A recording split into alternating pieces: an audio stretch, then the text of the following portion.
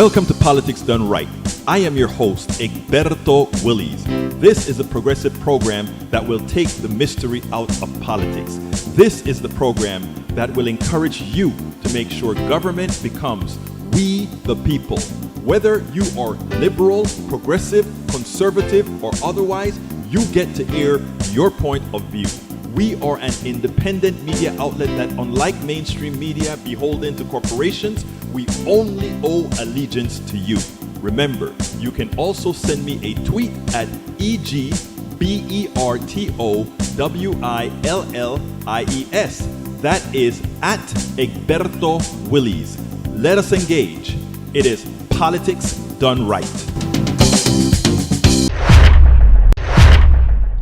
Well, folks, welcome to one more edition of Politics Done Right. I'm Egberto Willies, your host. Thank you so kindly for being part of the show. We are going to have a great show for you today. If only, however, an abbreviated show. We have the subject of Chris Christie and the economy to talk about, and we have the subject of the Titanic executive pay, and then I got to get out of here to go ahead and start packing those things so that it'll fit on the airplane appropriately.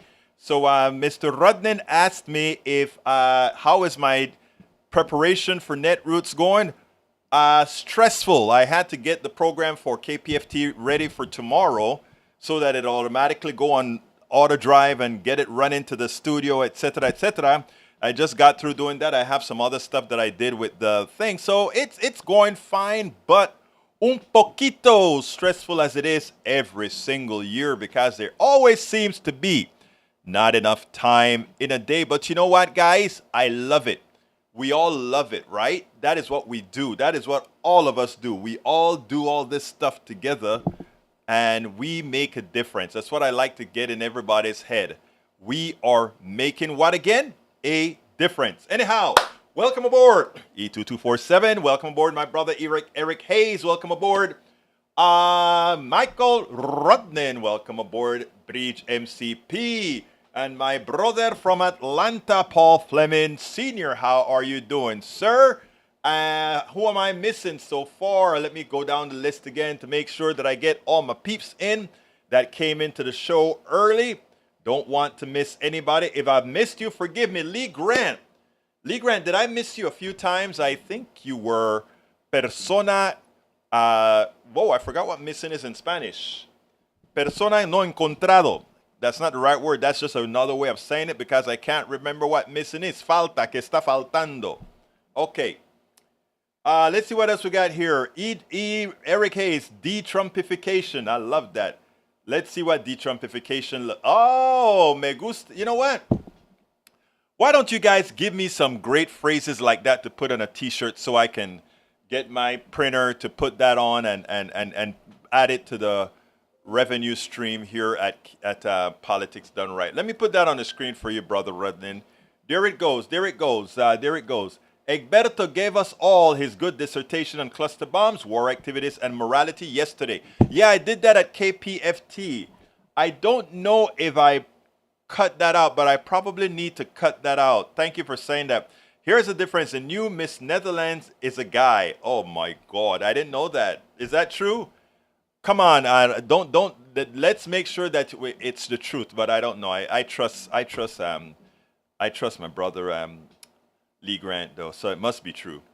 Our old story on Mr. B telling fibs on being in the top of his class, which was so wrong. Yeah, I guess so. Egberto, yeah, that T-shirt is straight from Bo from the fifth column. De-Trumpification, the consistent opposition to those who enable Trump and the effort to remove them from public office. I love it. Me gusta eso. Okay, what else we got? E2247 says the threat of cluster munitions to civilians outweighs any potential tactical benefits. And I tend to agree with that. What else have we got? Any other stories here for people to tell me before I go into the video? Because like I said, today I don't want to go past 25 minutes because I got to rush out there and get a whole lot of work done. But I want to make sure that I cover all of you with whatever it is that you guys want me to say real quickly. So if there's things that you want me to throw out there to the ethos now, please put it out there now because I got to get out of here in 22 minutes. Brie says Ricky Coley makes history as first transgender Miss Netherlands. I want to be a voice. Nice. Nice. I don't have a problem with that. I don't, Lee, I want to ask a question. Why does gender so bother whatever people want to do with their genders, right? What is it intrinsically that so bothers people about it? And by the way, I don't want to play Mr. Goody Two Shoe. I learned to have made these things bother me. Gender specificity and that sort of stuff. It used to bother me, and in fact, my carnal memory, I think, still has, yes, 4:30.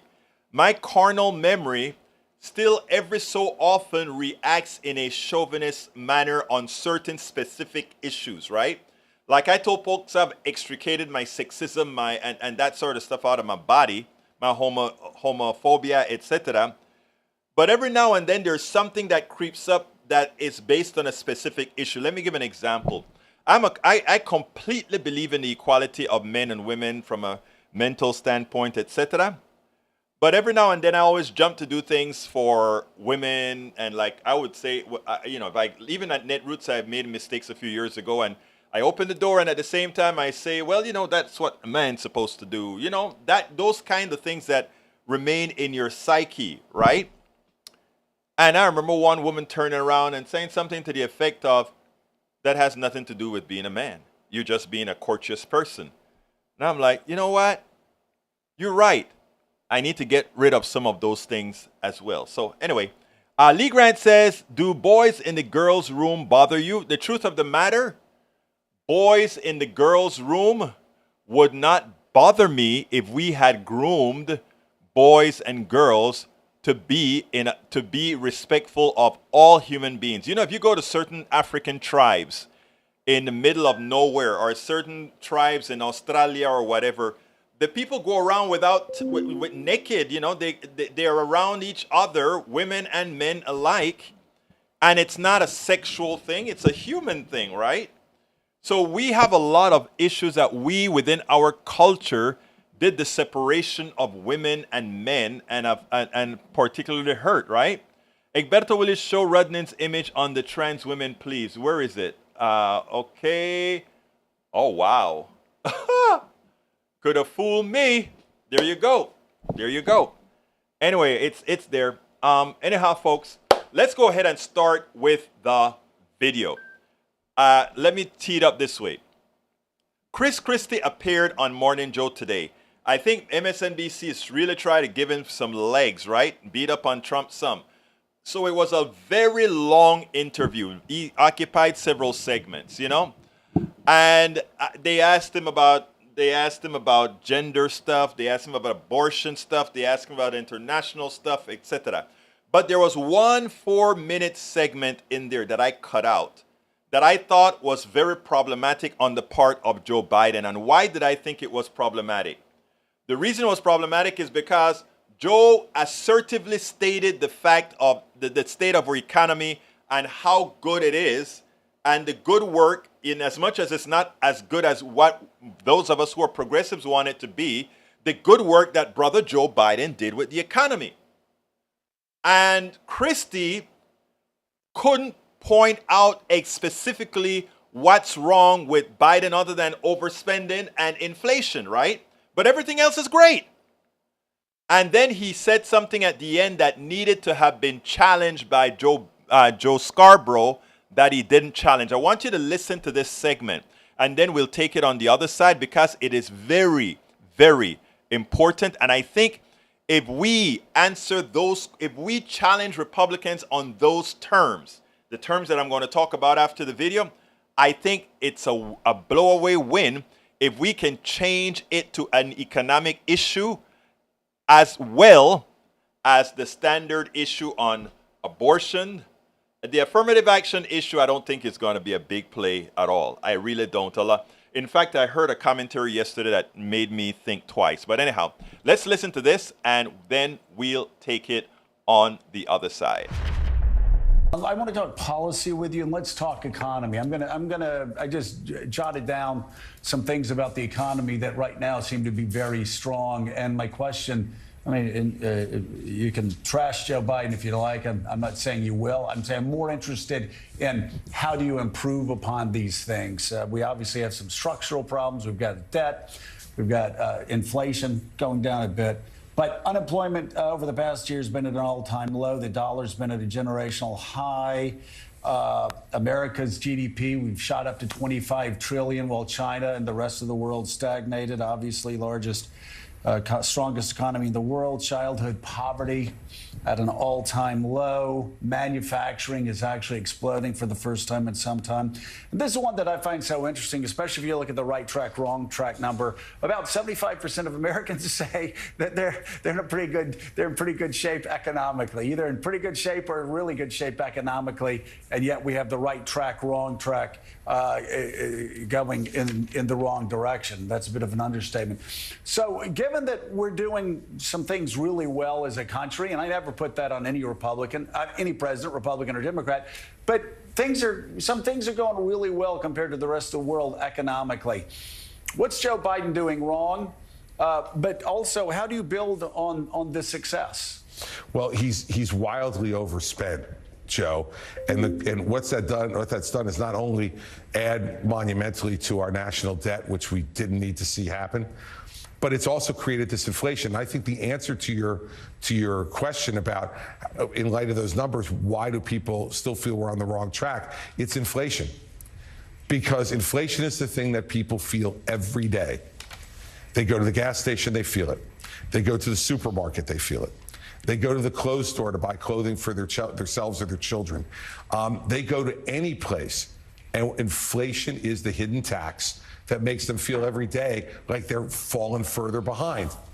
And so despite some of those things you just said, if you don't get inflation under control, inflation is a presidency killer. Ask Jimmy Carter, who is Joe Biden's favorite president.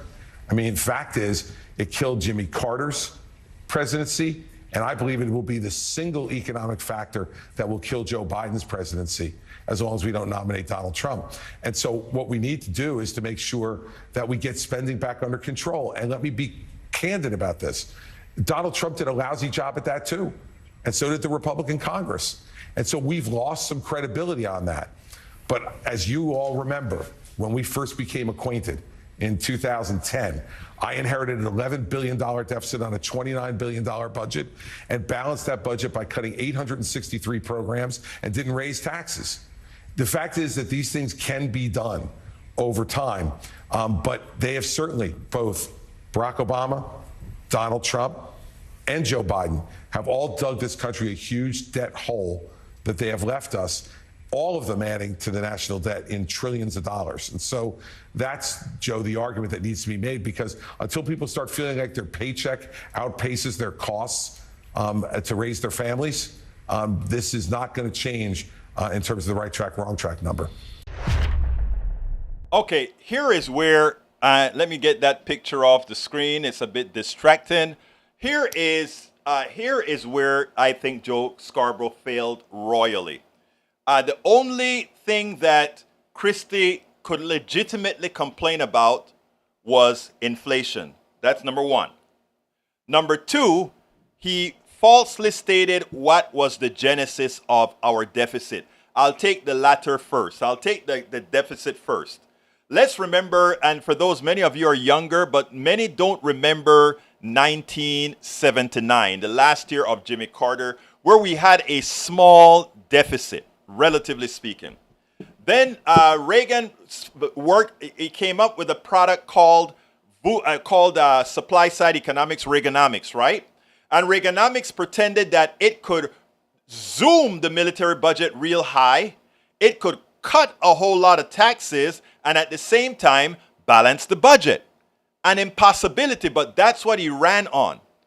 And then Bush number one, George Bush's daddy, called it voodoo economics until the two of them ran together on the ticket. And what did Ronald Reagan do? Ronald Reagan did exactly what he said he's going to do, except that he didn't balance the budget. He put the budget into an ever-increasing amount of, it zoomed like it had never before in our history. That's what Reagan did. And he got reelected. Why? Because Reagan learned something that Cheney and all of these guys know. Deficits in a kind of economy we have does not matter. But what deficit does is it creates a hell of a lot of economic activity. And that's what it did. It created a hell of a lot of economic activity. And voila, Reagan won, but he zoomed up the budget in the process. Oh my God, but what happened after that? After that, Bush #1 came in, and by the time it caught up, he had to go against his promise of no new taxes, and he raised taxes to help bring the budget deficit down. And then came Clinton, who balanced the budget, the first president in eons to balance the American budget. So Reagan exploded the deficit, he exploded the debt, then came Bush, who started to bring the debt down, and Clinton came and totally eliminated not the debt but the deficit. We were on we were bringing in more money than we were spending under Clinton. I have that all documented in my book as I see it. And then came Bush #1. And Bush #1, the first thing he did, big tax cuts. And when that tax cut came in, it zoomed the budget deficit. When his second term come, he gave big tax cut again. And he even asked the guys, his guy, he said, didn't we give rich people their money already? And they said, yes, but we want more tax cut. The budget again zoomed right through the roof. Of course, he tanked the economy. And after he tanked the economy in 2008, there comes Barack Obama having to recover all the crap by spending money in a particular way to recover from Bush. So what you see on the elation here, Republicans come, destroy the budget with tax cuts and overspending. The Democrat comes and try to clean up the mess. The Republican come in and does the same thing again. Same thing occurred right after Obama. Trump comes in and he blew the budget away with a ridiculous tax cut, etc. The premise that was used by Chris Christie should have been immediately knocked by Scarborough, who didn't do it. But let's go further. And after that, the next thing that he didn't answer, it was inflation. Oh, Biden caused inflation. Biden did not cause inflation. And inflation, the rates that inflation reached had very, very little to do with supply chain and pandemic. If you take a look at the profits of corporations, this money didn't come from nowhere. The excessive profits, what's called the windfall profits from corporations, came not from them making things more efficiently, but simply charging more. And what is the definition of a company charging more? It's called inflation. So who created inflation? The private sector and not Joe Biden. We have to learn these things or we continue to make the same mistakes over and over and over again. All right, let's see what else we got here now. We have, welcome aboard, Melanie Keelan. Great to see you here. Paul Fleming says, Small, when you have gas at your house, do you have a men's and women's bathroom or do they just go to the bathroom? What is the time in Europe? There's common everywhere shares restaurant. We just line up and go wash our hands, open the room. Yeah, exactly. This stuff that America has is puritanically silly. Carter couldn't bring home the Iranian hostages before the 80 election, had a failed rescue attempt. The hostages were released on Reagan's inauguration. Actually, no, it's no longer suspicious. Reagan caused these guys not to come home. He sent somebody to go and talk to them and say, wait till later on. It's well known now. Your argument means that you are just unsophisticated or ever spend time with a man that feels he's a woman or vice versa. They're basically honest people. They're not perverts as... And by the way, again, I played a piece about that, right? There's a woman who's in the newsnow.com. It's documenting all the people who who are sexually active with kids. It turns out the largest group are pastors.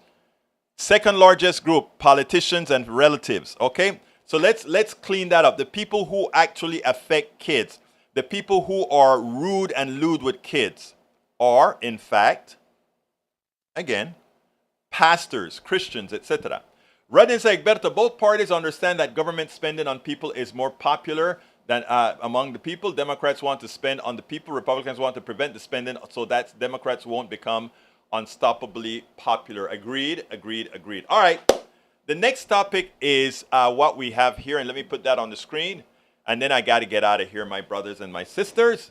And it goes like this. Titanic pay for corporate CEOs leaves workers drowning. Should we care about the astounding sums now filling the pockets of our top corporate executives? Yes, we should. Can you imagine a president of the United States proposing a federal budget that quadruples the paycheck that go to the top federal officials? Of course not. No president would dare risk watering down the road. This so says Sam Pizzatcati. He is a journalist from inequality.org. America's taxpayers, our top polls understand, have a distinct aversion to seeing anyone get rich off of their tax dollars. Pay rates for top executives within the federal government reflect that aversion. The U.S. Department of Health and Human Services has, for instance, over 80,000 employees, and the work these employees do can literally make the difference between life and death for millions of people in the world. Yet the top executives at HHS, Javier Becerra, last year took home less than $250,000 in compensation. Within corporate America's top executive suites, by contrast, $250,000 wouldn't even rate as a decent paycheck for a mere week's worth of labor. Last year's highest paid U.S. CEOs pocketed over $250,000 per day. Should we care about these astounding sums now filling the pockets of our top executives? Yes, we should. Unlike cabinet secretaries like Javier Becerra, corporate execs are getting rich off our tax dollars. Large numbers of these execs are either running corporations with massive federal contracts or annually raking in fistfuls of federal subsidies. So all those overspending that we do are going to corporations who, again, don't want to pay taxes. So they take our monies and at the same time, they don't want to pay taxes. Need some specifics? Consider the pharmaceutical industry and the race against COVID. Back in 2012, notes a just published fierce pharma analysis. 5 biopharma CEOs pocketed over $18 million in annual compensation. Last year, biopharma 15 highest paid executives all took home at least $19 million. Their ranks include the CEOs and the 2 most prominent COVID vaccine firms, Pfizer, Albert Bourla, and Moderna, Stefan Bancel. In 2022, their paychecks together total over $52 million. What did executives like these 2 CEOs do to reap the immense windfalls? Nothing they did. They served a COVID wave of tax dollars. That wave enabled their personal success, notes a Health Affairs Journal analyst. The government invested extensively in every aspect of basic science, preclinical development, and clinical trials of the vaccine. Tax dollars even reduced manufacturing risk by underwriting capacity investments. Overall, as the data from the People's Vaccine Alliance would show, the excessive profits Big Pharma got made off COVID vaccines created at least 9 new billion-dollar fortunes in the pandemic first year alone. In other words, they benefited from our pain. Folks, that is something we need to solve. Now, I got to get out of here and start packing. I leave at 2 in the morning to Chicago, and I got to make sure everything is set up perfectly. So I want to use the last few minutes to ask you guys to support the show and also support the trip that we're taking. So if you want to be so kind, please support our trip to Chicago mañana, tomorrow, by going to our PayPal, and you can see all the offers we have. politicsdoneright.com/NN23, politicsdoneright.com/NN23, and support the program. Here we have it right on the screen. I'm going to put it on the screen right now. We have a lot of offers with this. So if you're so kind, please support the trip. We're going to have interviews. We're going to have direct links, all that good stuff. And your name is also, those who support us will be on every video when we release it onto YouTube, etc. Egberto, if you know an interview is coming in advance, please let us know so we can prep some questions. I don't have the list of people I'm interviewing yet, so that may be a bit difficult, but I'll try my best because, like I said, 1-person operation and I'm doing everything, searching, whatever. I'll try my best. I promise I'll try my best. Your 6 a.m. show from airport, The 6 a.m. show is already sent to all the different factions, so you can see it on video. You can see it everywhere. So it'll also be on air. So all of that is already scheduled and set up, my dear brother, Eric Hayes.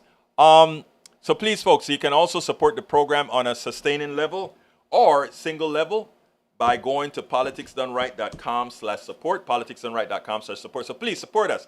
politicsdoneright.com/support for the program in general and specific to Chicago, politicsdoneright.com/NN23. Thank you so kindly. My name is Egberto Willis. This is Politics Done Right. You guys know how I end this program. I am what? Out!